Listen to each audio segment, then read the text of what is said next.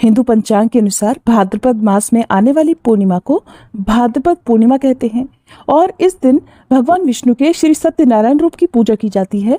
साथ ही इसी दिन उमा महेश्वर व्रत भी रखा जाता है। ये पूर्णिमा बहुत ही महत्वपूर्ण होती है क्योंकि इसी दिन से पितृपक्ष यानी कि श्राद्ध भी प्रारंभ हो जाते हैं, जो कि आश्विन अमावस्या के दिन समाप्त होते हैं।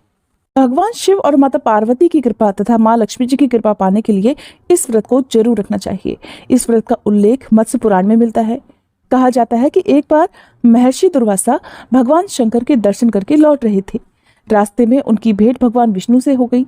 महर्षि ने शंकर जी द्वारा दी गई बिल्व पत्र की माला भगवान विष्णु को दे दी।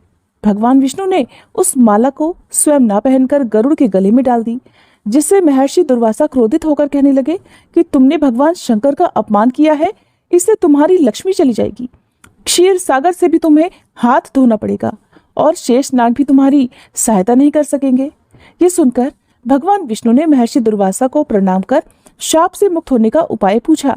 इस पर महर्षि दुर्वासा ने बताया कि उमा महेश्वर का व्रत करो, तभी तुम्हें ये खोई हुई वस्तुएं मिलेंगी। तब भगवान विष्णु ने इस व्रत को किया और इस व्रत के पुण्य प्रभाव से लक्ष्मी जी सहित समस्त खोई हुई शक्तियां भगवान विष्णु को पुनः मिल गईं। आज के दिन किसी पवित्र नदी, सरोवर या फिर कुंड में स्नान करने से पूजा का और व्रत का बहुत ज्यादा पुण्य मिलता है। इस दिन व्रत रखने से लोगों के कष्ट दूर होते हैं, जीवन में सुख समृद्धि आती है और सभी दुख दूर हो जाते हैं। सभी लोगों के लिए गंगा जी में जाकर स्नान करना संभव नहीं है। ऐसे में आज के दिन नहाने के पानी में गंगा जल मिलाकर और माँ गंगा का ध्यान करते हुए स्नान जरूर करना चाहिए। ऐसा करने से आप घर बैठे ही गंगा जी में स्नान का भी पुण्य प्राप्त कर सकते हैं। आज के दिन आपको अपनी सामर्थ्य के अनुसार कुछ न कुछ दान करना चाहिए।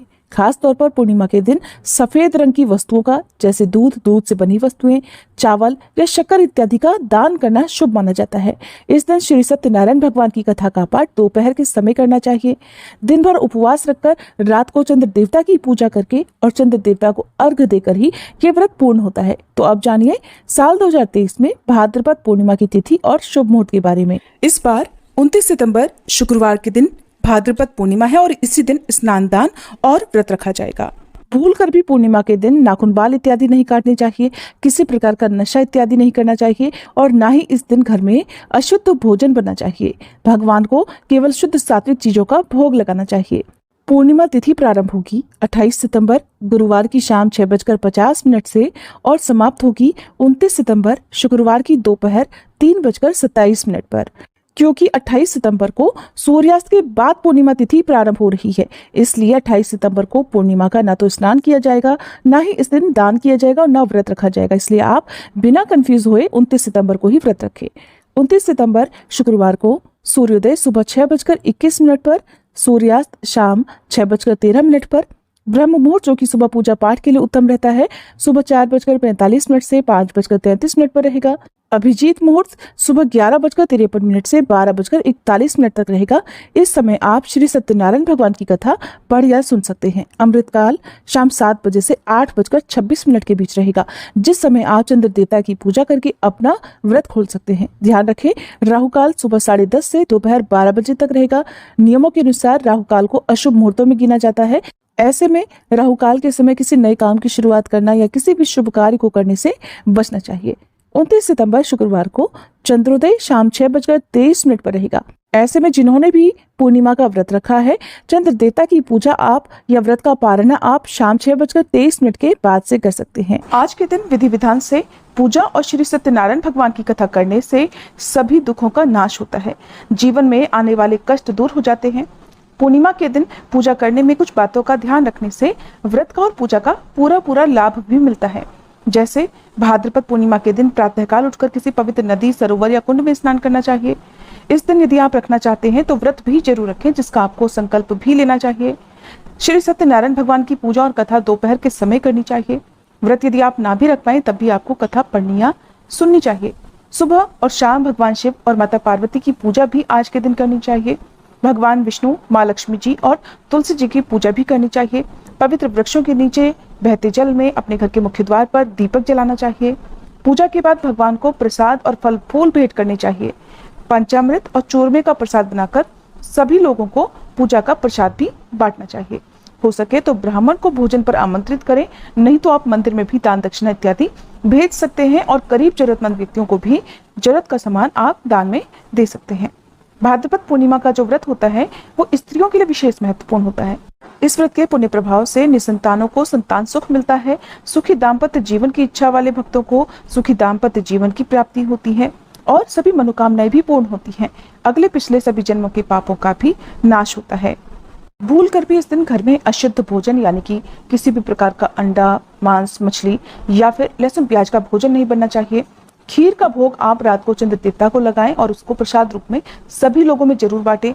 नाखून, बाल इत्यादि परिवार के लोगों को आज के दिन नहीं काटने चाहिए। किसी भी प्रकार का उधार लेने से, कर्ज लेने से आज के दिन बचना चाहिए।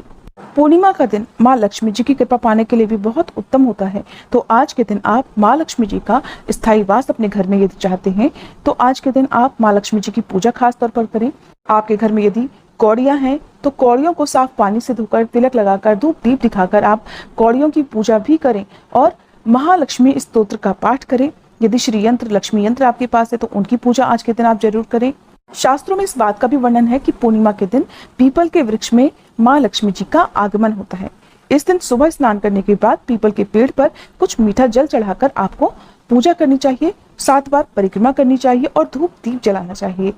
आर्थिक समस्याएं यदि आपके घर में बहुत ज्यादा हैं तो उनसे छुटकारा पाने के लिए पूर्णिमा के दिन चंद्रोदय के समय चंद्रमा को कच्चे दूध में चावल और चीनी मिलाकर ओम श्रांग श्रीं श्रोंग सह चंद्रमसे नमः या फिर ओम ऐं क्लीं सोमाय नमः इस मंत्र का जाप करते हुए चंद्र देवता को अर्घ्य देना चाहिए। अर्घ्य देने के बाद अपनी ही जगह पर खड़े होकर 3 बार परिक्रमा करनी चाहिए और ऐसा करने से धीरे धीरे आपकी जो भी आर्थिक समस्याएं हैं वो दूर होती चली जाएंगी। पूर्णिमा के दिन माँ लक्ष्मी जी की प्रतिमा पर 11 कौड़ियां चढ़ाकर उन पर हल्दी से तिलक करें और फिर अगले दिन इन कौड़ियों को एक लाल कपड़े में बांधकर जहां पर भी आप अपना धन रखते हैं, रुपए पैसे रखते हैं, वहां पर रख दें। ऐसा करने से घर में कभी भी धन की कमी नहीं होगी, अनावश्यक रूप से आपके घर में खर्चे नहीं बढ़ेंगे। अगर आपके घर में पहले से ही कौड़ियां हैं तो आप उनकी भी पूजा आज के दिन कर सकते हैं।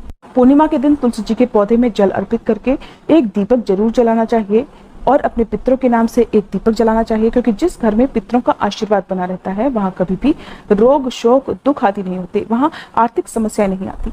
तो ये थी आज की वीडियो। अगर आपको जानकारी अच्छी लगी हो तो वीडियो को लाइक